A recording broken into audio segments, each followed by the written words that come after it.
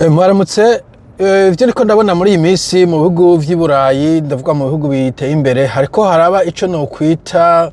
sentiment anti-migratoire, donc ibintu vy'ukwanka aba migrant canke omwe kwanka migration. Ni ukuvuga ko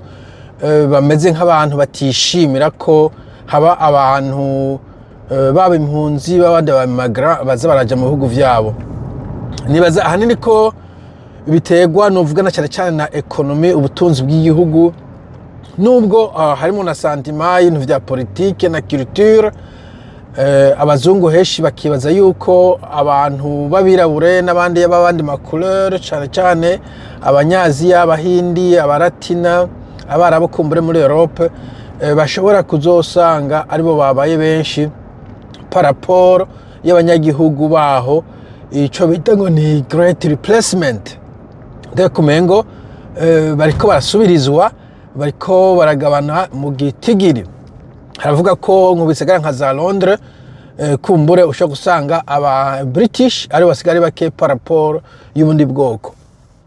Ariko nari ndanga kuvuga ku kintu ca economy, hari ukuntu na cyane inyuma ya Covid, ariko imbere yaho gato hamaye ikintu uvuga ko ari recession iri silent, itavugije induru, aho abantu bagiye barabura ubuzi. Haca hongera ko ivya AI nayo nyene nibaza ko twabuze abatari bake, akongeraho kandi ko n'ubuzima bwateye buduga, ibintu vyarazimvye cyane, na cyane amazu,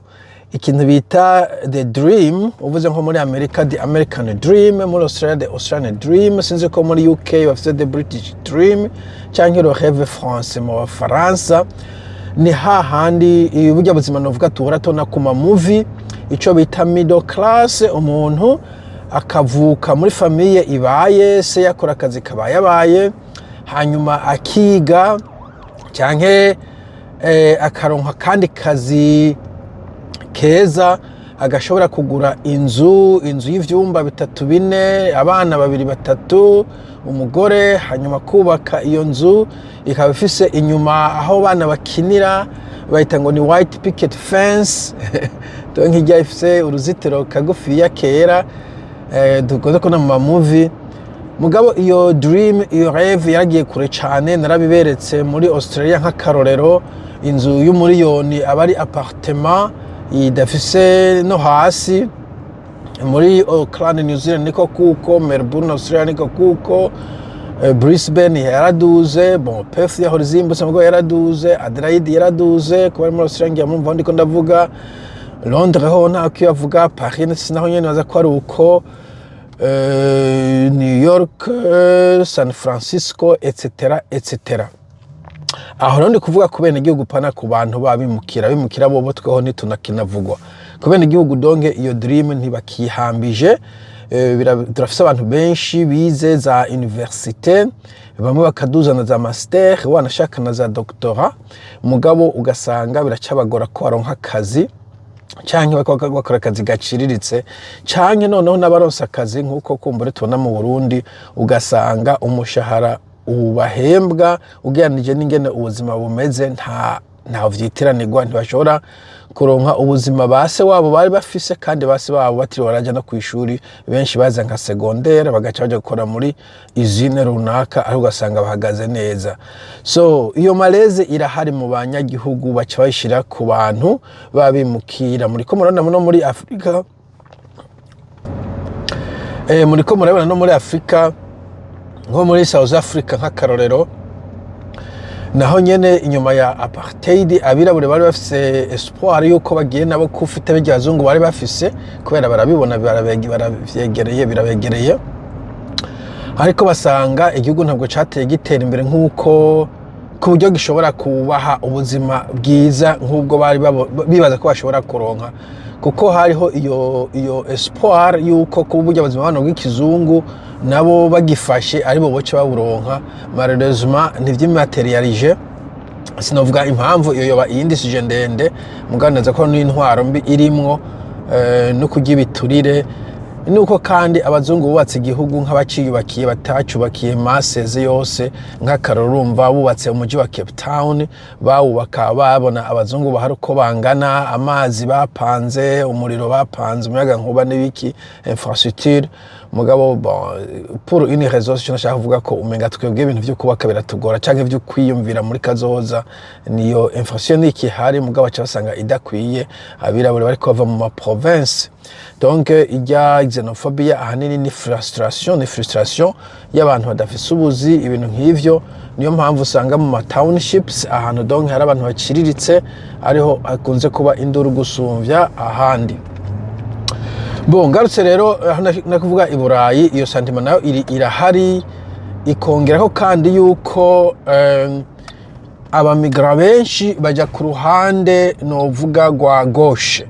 Abagoshiste nabo hari ukuntu bazanye amapolitiki atari populaire haba mu bintu bijanye no kurera abana n'imiryango haba mu bintu bijanye n'amarelation amamariage ibi vy'aba homosexuel n'ibindi birebire ko muri utari Burayi utanabitahura haba wanashaka n'ivyo vuga ngo abantu birabure canke bindi color babita ngo ni people of color ngo tubaha ama privilege vyari vyiza mugabo ibintu byose iyo bikoze trop iyo bagizageye trop est toujours mauvais ngo France bavuga uje usanga hari abantu bari mal à l'aise bigaca bituma bahindura allegiance canke bagira umujinya ni nayo mpamvu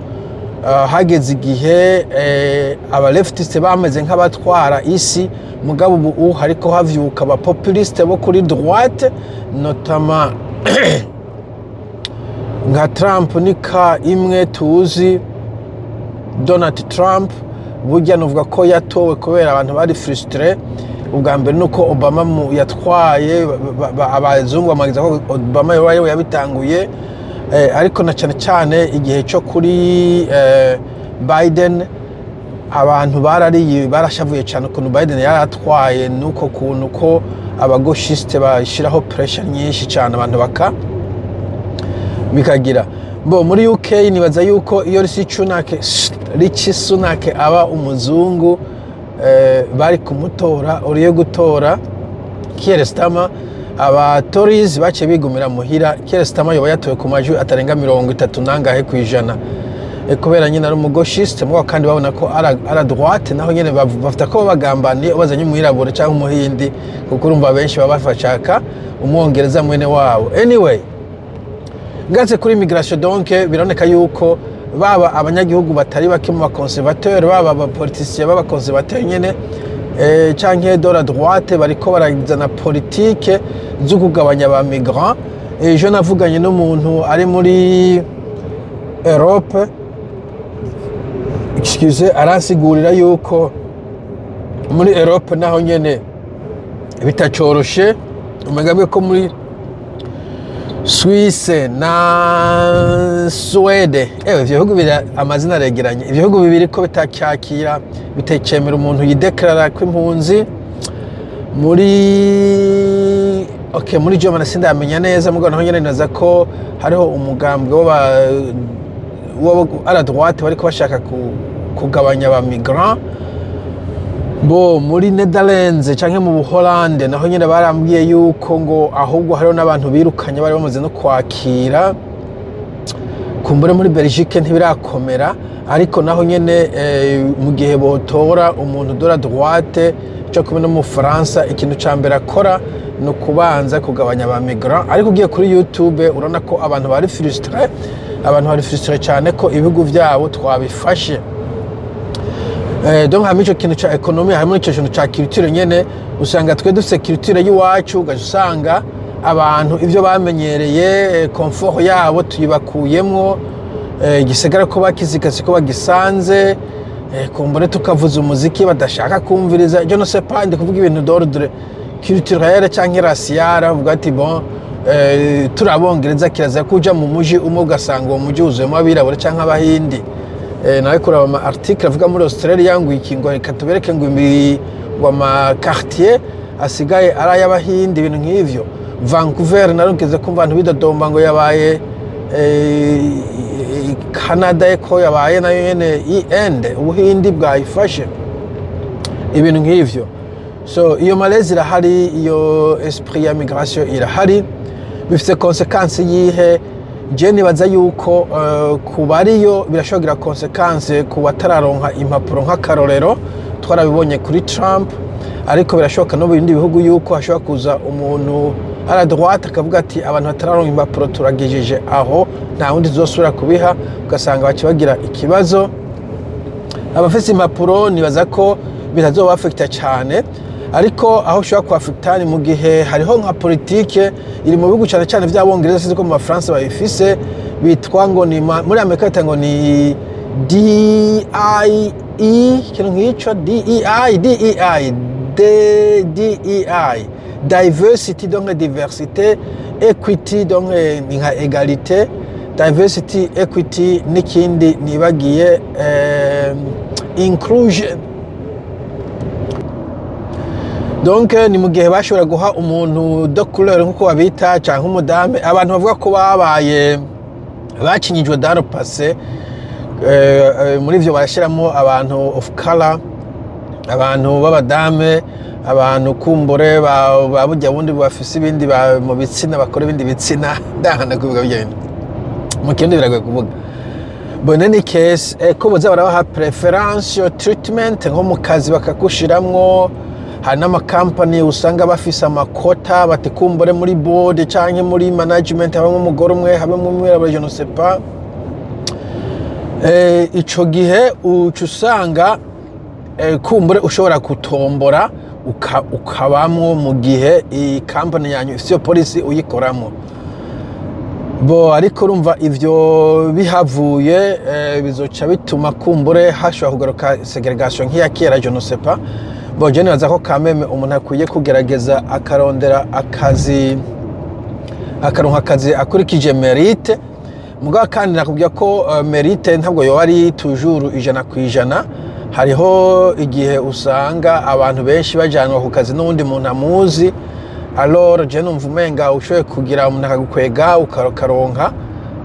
ushoboye gukatching up, ukaba ushobora kuba productive, ntacyo bitwaye. Ikibi ni mu gihe boguha akazi utagakwiriye ukaguma wicaye nyene nk'itoken. Anyhow, nico nashaka kuvuga donc ko izo police zishobora guhindura la donne. Sinzi gusa ko bishobora kubamo intambara canke attaque xenophobique nkazenze muri South Africa. Nizeye ko kameme abazungu bari civilize batazoshika kuri urwo rwego, mbo yaba nibaza ko batazoshika aho hantu, mugabo ko bashobora gutora policies zizibira abantu. Ubundi mugwi wa gatatu uzoba affecté, nibaza gusumbya n'iyindi migwi, ni politike yo kuzibira abaza. Kuko deja iyo tuvuze immigration, burya nabo tozo abacengetera gusa, harimo na regular canke legal immigration, abantu baza mu nzira yo HB1 nyamba y'igiki kiri muri Amerika, abatuma ko abantu bakora muri tech, usiye ko na tech iri kira gabanura ubu abakozi, ayo ma student visa, benshi baza kuri student visa bagaca babaha work permit bagaca bagumaho definitivement. Ndi kuvuga ko ivyo navyo bishobora gushika bakabihindura, politike zikazirahinduka, ugasanga kumbure ntiborohereza umuntu ashaka kwinjira legalement, even legalement. Abatuma ko amafamiye, ibyo bita family reunification, hariho ibi vy'impunzi bita quota refugees, ibihugu vyiyemeje hirya no hino ko buri mwaka bishobora kuza birinjiza abantu autant. Mu gihe rero botangura kuzibira, bashobora kunavyo nyene kubigabanura. Ndi kuvuga iyo resettlement canke reinstallation des réfugiés, anivyo abarundi benshi bari muri Australia, bari muri Amerika no muri Canada bagiyemo, kumbe no mu bindi bihugu. Ari mpamvu kumbure nk'abarundi bari mu Rwanda, muri za Tanzania etc. nibaza ko atabenshi bariko baragenda nkuko abantu bagiye mu darizane, sinzi cyo hari ngibe hagiye hari muri 2005 ou 10 c'est pas. Anyway, nico ndashaka kuvuga ku bantu bifuza kumigra ibintu biko biragorana, hanyuma ku bantu bari hanze ukaba utaronka impapuro ukora uko ushoboye kose uzironke. Hari abantu usanga batazironka kubera batarakwiza imyaka isabwa ibintu nk'ivyo, hari n'abandi usanga banegirije ngo nzoba ndabisaba ngo ntacyo bitwaye, ngo ufise green card nk'akarongo nico kimwe, bakabona ayo majana 5 ico gihumbi botanga kugira ngo basabe citizenship bo baragikoresha ikindi. This is the time ubu harageze ko niba utari bwaronka impapuro ukaba uzifite ko ububasha officiellement wozisaba as soon as possible, imbere yuko batera bakomeza ibintu. Kubasohoka ni kwa kundi je mbona umenga bitera bigorana, ariko iyo ni yindi dossier. Kubasigaye mugira umunsi mwiza, bye bye.